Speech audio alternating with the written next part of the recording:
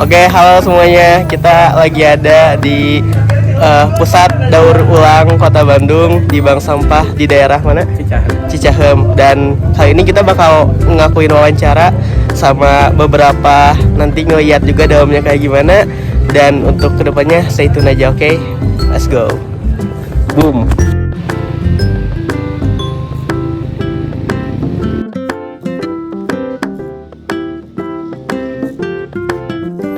Oke guys, kita sekarang udah ada di dalam pabrik di bank sampah ini, dan kita nanti bakal wawancara juga. Ada Kang Nur Kang, sama juga ada nanti buat bagian pemilahnya, dan yuk kita simak aja wawancaranya.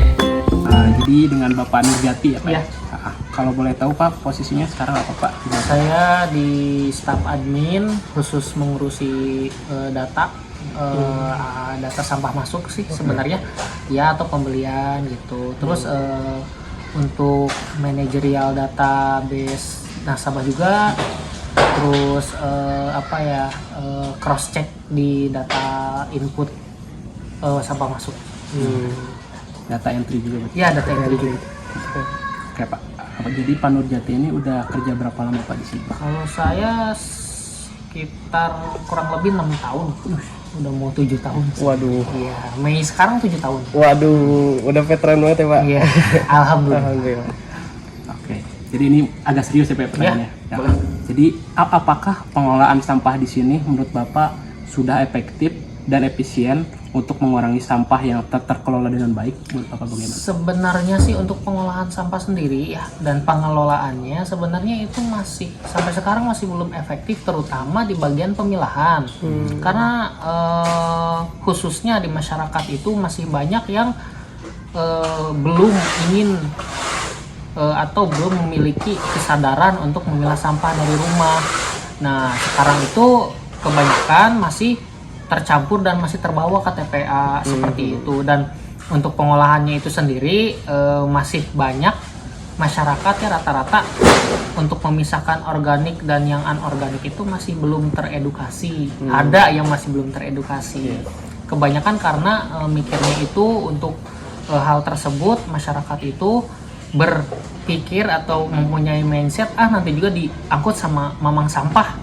Nah, sebenarnya itu tuh kurang tepat ya mindset seperti itu, karena gini, untuk pengurangan sampah di Kota Bandung sendiri itu harusnya telah dilakukan, sebaiknya dilakukan atau dimulai dari sejak zaman dahulu sebenarnya.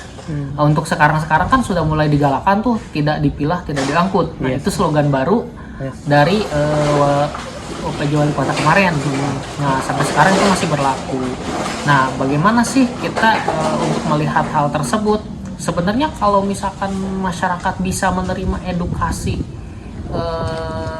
dan kesadaran, terutama kesadaran ya, karena kita selalu edukasi, sosialisasi, pembelajaran memilah sampah, organik dijadikan komposter, maggot dan lain-lain. Untuk anorganiknya kita dipilah gitu, dipisahkan dari organiknya gitu, atau bisa dikasih memang rongsok atau ke bank sampah. Nah, itu kan opsional ya. Sebenarnya untuk bicara efektivitas atau tidak ya, untuk hal ini sebenarnya masih belum efektif untuk sekarang, untuk pengelolaan sampah di masyarakat dan di sekitar lingkungan masyarakatnya, karena masih banyak dan masih ada masyarakat yang berpikir gak usah dipilah juga nggak apa-apa kali. Bener. Gitu. Jadi itulah yang menimbulkan dampak-dampak seperti akhirnya tadinya harusnya dipilah, jadinya nggak karena ada mindset seperti itu jadi nggak dipilah gitu. Jadi menurut saya untuk efektivitas untuk sekarang untuk pengurangan sampah itu masih berjalan, masih pelan-pelan atau masih sedikit-sedikit, karena kesadaran masyarakat itu belum sepenuhnya memiliki kesadaran pilah sampah dari rumah. Seperti itu. Oke. Jadi masalah mendasarnya mindset ya? Iya, mindset. Karena masyarakat itu untuk zaman sekarang, apalagi Gen Z, Gen Alpha dan lain-lain, inginnya praktis. Karena ada memang sampah kerja nih, udah aja kasihin mamang sampah, dikresekin semua, disatuin. Kan itu tuh yang sebenarnya yang menimbulkan timbunan sampah itu ya. Kebanyakan kalau kota Bandung hampir dari 80%-nya kalau nggak salah ya, itu sampah makanan atau organik sebenarnya. Dan karena itu tuh menimbulkan banyak dampak ya ke lingkungan sekitar, baunya, terus untuk ke lingkungannya seperti apa kan banyak. Kalau yang organik itu kan pasti ada binatang atau apa gitu kan, dan yang akhirnya membusuk sendiri. Nah, maka dari itu untuk pengolahannya kita itu menyediakan ya ada yang namanya untuk dipilah itu kalau di UPT ya atau di DLH itu ada yang namanya program Gibrik. Gibrik itu kita memilah sampah gitu ya, dari yang organik ke yang anorganik itu dipilah dulu. Setelah itu nanti sampah pilahannya ada masuk yang namanya low value dari situ. Dan untuk organiknya itu sendiri kita ada di Magot dan BSF. Nah, Apa tuh BSF? BSF itu kayak bio apa ya? Jadi untuk pengolahan sampah organik. Kalau maggot kan hewan ya, Pak? Ya. Jadi Oh, bisa digunakan juga untuk pakan ternak maggot ya, untuk sampah organik itu sendiri, asalkan dari sampahnya itu kalau yang bagus itu dari restoran, kafe, mall. Nah, kalau dari sampah pasar itu kayaknya kurang. Oke. Oh, ada kriterianya juga Ada. ya buat. Jadi maggot itu sebenarnya sama kayak hewan-hewan lain, kalau dikasih makanan yang sudah tercemar atau yang sudah bercampur, itu jadinya kurang bagus. Oke. Iya, seperti itu. Oke. Agak miris juga sih kan. Iya, Jadi padahal masalah sampah ini adalah masalah kita bersama. Ya, Terus ada sinergi dari masyarakat. Betul. Oke, pertanyaan selanjutnya Kang. Gimana sih Kang cara kerja bank sampah di sini gitu? Apakah ada apakah cuma penampungan atau ada daur ulang juga, gimana sih Kang? Kalau kita itu sebenarnya selain penampungan, kita ada pemilahan. Makanya setiap sampah yang kita terima dari masyarakat itu ada yang campuran, baik itu campuran kertas, plastik, emberan, atau kaca, atau logam, besi itu, atau sampah elektronik seperti monitor, PC. Nah, itu kan masih bercampur tuh sebenarnya. Dan itu kita pilah dulu. Setelah dipilah, untuk kriteria tertentu, untuk kriteria terutama PET atau PET ya, kita masukkan ke mesin press. Nah, ini ada namanya mesin press. Ini kapasitasnya kurang lebih 70 kiloan lah. Ya, seperti itu. Nanti ini tuh hasilnya berupa daur ulangnya itu berbentuk cube, kubus. Ya, dan biasanya untuk ke pabrik ini efektivitasnya tinggi karena menerimanya mereka itu sudah gampang, tinggal ditumpuk aja. Kan kalau berupa seperti ini kan takut jatuh di jalan, gitu kan, atau berserakan di jalan, gitu kan. Jadi kita untuk sampah tersebut kita olah, kita pilah, dan kita press. Sebenarnya kan di sini baru pengepresan aja. Kalau dulu sih ada mesin caca, mesin caca plastik atau ember. Itu sayangnya belum terlalu optimal karena ukuran cacahannya masih besar, belum seperti biji plastik. Karena pabrik kan menerimanya itu udah berupa biji plastik kan, seperti itu. Tadi bicara pabrik ya Kang ya, berarti penyaluran sampah paling banyak ke pabrik Kang atau kemana?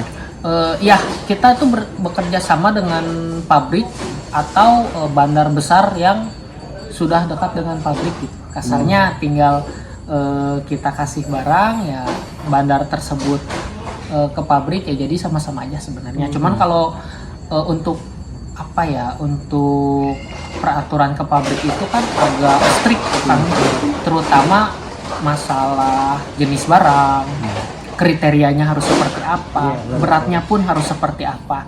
Nah, itu tuh biasanya kalau misalkan kita ngirim ke pabrik dan tidak masuk kriteria salah satu aja, misalkan banyak sampahnya, atau kurang bersih, atau istilahnya beratnya kurang, nah itu di cancel langsung.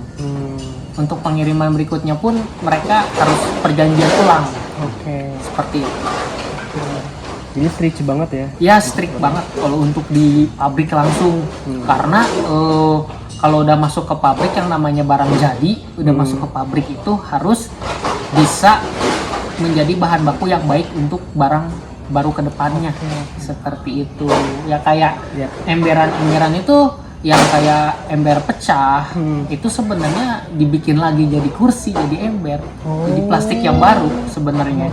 Itu melewati tahap dan fase yang istilahnya menciptakan barang baru.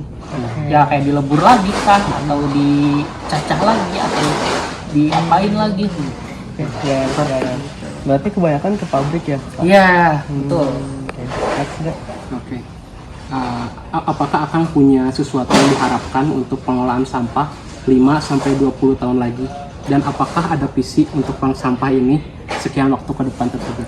Sebenarnya untuk hal tersebut ya, untuk harapannya sih untuk pengolahan sampah yang sekarang di Kota Bandung itu semoga lebih efektif lagi, lebih efisien lagi dari segi kebutuhan pengurangan sampahnya, bukan hanya dari segi pembelanjaan untuk alat atau apa tapi tidak digunakan. Nah itu kan sayang banget. Itu lalu untuk visi dan misi bank sampah ke depannya, insya Allah bank sampah ini semoga bisa menjadi bank sampah yang lebih baik dari segi, terutama bisa bersaing dengan bandar, dengan dengan pengusaha-pengusaha lain di bidang ini gitu. Karena untuk sekarang bank sampah itu masih harganya tergolong murah kan sebenarnya. Iya, makanya masih banyak orang yang menjual barang itu keluar, bukan ke kita. Padahal baiknya ke kita itu kalau misalkan seadanya, nggak apa-apa seadanya, karena kan kita kan program pemerintah. Benar. Gitu. Jadi ya, untuk hal tersebut kita masih membebaskan karena memang istilahnya bank sampah ini masih kurang dari segi harga, kurang bersaing. Daripada swasta ya, daripada Lekdut, swasta gitu. Daripada bandar-bandar kecil atau pengusaha-pengusaha rongsok yang lain gitu. Jadi ya istilahnya semoga lah kedepannya bank sampah ini bisa memiliki visi terutama dalam pengurangan sampahnya gitu kan.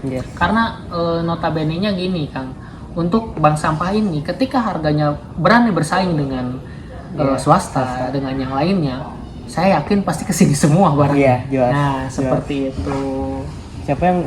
Siapa yang nggak mau untuk partnership sama pemerintah gitu? Iya, seperti itu kayak gitu kan prinsipnya. Betul, karena kan kita resmi, lembaga resmi. Terus untuk perjanjiannya pun kita dibutuhkan administrasi yang memang tidak asal ada sebenarnya. Harus pimpinan mengetahui, harus istilahnya DLH sebagai dinas terkait juga mengetahui gitu bahwa Kota Bandung tuh punya bank sampah induk loh gitu. Benar. Dan harganya tuh bisa bersaing loh seperti itu kan. Kurang lebih. Oke. Kan tadi udah dibilang kan soal kenapa sih akibat sampah ini gak terkelola dengan baik itu karena mindset salah satunya gitu. Nah, kalau misalnya ada nggak misalnya si alasan lain gitu kenapa sampah tersebut tidak terkelola dengan baik gitu, padahal kan kita tahu gitu akibatnya dapat mengganggu kesehatan masyarakat juga, terus bencana ekologis gitu. Kira-kira ada nggak sih alasan lain selain dari mindset gitu kan? Alasan lain selain mindset tuh sebenarnya untuk hal lain itu kita ke alat pengolahan sampahnya. Sebenarnya untuk efisiensi dan efektivitasnya itu harus digunakan dengan baik ya Kang. Seperti misalkan kalau organik itu harus ada gibrik biar jadi low value, terus bisa ada komposter, terus ini juga yang di belakang tetehnya ada alat press kompos sebenarnya gitu. Jadi dari pengolahan sampah itu sendiri juga sebenarnya harus bisa menjadikan solusi untuk masyarakat yang memang kesulitan dalam permasalahan sampah ini, terutama di lingkungan-lingkungan tertentu. Misalkan lingkungan ini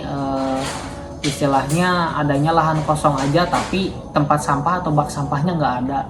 Nah itu kan salah satu dari selain mindset tersebut kan fasilitas. Nah, kalau fasilitas kita memadai, mau misalkan itu insinerator, mau itu mesin press, mau itu mesin cacah, itu kalau misalkan kita gunakan dengan baik dan pengelolaannya diperuntukkan untuk hal yang benar, maka sampah ini akan menjadi sahabat untuk masyarakat. Sahabatnya dalam artian kalau untuk organik dalam penanganannya itu bisa tidak bau itu lebih bagus, dan yang untuk anorganiknya bisa diolah kayak dicacah dari biji plastik dengan menjadi biji plastik ataupun dipres, itu juga bisa, betul gitu. Jadi selain mindset juga masyarakat juga harus mengetahui nih, asal sampah kita kan dari rumah tuh, harus diapain.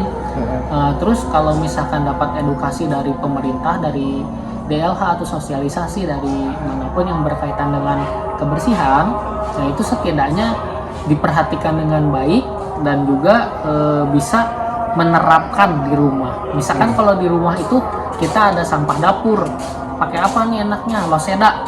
Nah itu kan tinggal mempersiapkan lahan aja tuh. Yang jadi masalah itu mungkin untuk beberapa wilayah di Kota Bandung itu daerah pengumpulan untuk organik katanya, karena tidak semua masyarakat Kota Bandung berada di daerah yang memiliki lahan yang luas. Karena kan lumayan tuh kalau untuk pengolahan organik sebenarnya agak risky ada resikonya itu kita bisa dimarahin orang, bisa dikomentari orang gitu, bahkan bisa menimbulkan aroma bau yang tidak sedap di lingkungan sekitar seperti itu. Kalau misalkan kayak anorganik mah udah aja simpen kayak gini asalkan bersih, nggak akan bau. Nah ini kan akang-akang lagi duduk di sini juga nggak ada bau apapun. Super Singo ini nggak bau sih kan? Iya, kalau di Babakan Sari tuh akang kalau misalkan di sana, wah luar biasa itu. Kalau misalkan lagi gibrik atau wah luar biasa. Gitu, seperti itu sih Kang. Jadi selain mindset juga pemerintah juga harus menerapkan solusi yang pas juga untuk masyarakatnya seperti apa. Dan ketika sudah difasilitasi, tinggal digerakkan masyarakatnya, baik itu dari satu individu atau dari RT RW-nya, mangga digerakin aja.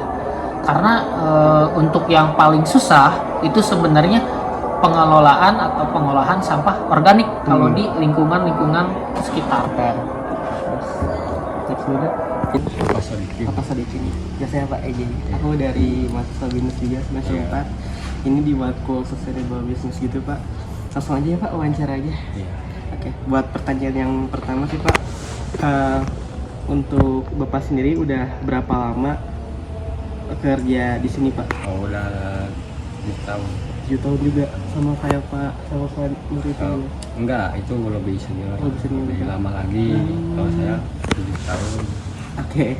Dan kesannya gimana nih Pak pas kerja di sini, capek kah atau gimana kah? Kesannya mah ya kalau kerja ya capek ya. Kan cuman kesannya di sini ya enak lah gitu. Ya, buat kan saya dibutuhkan kan liburan operasional.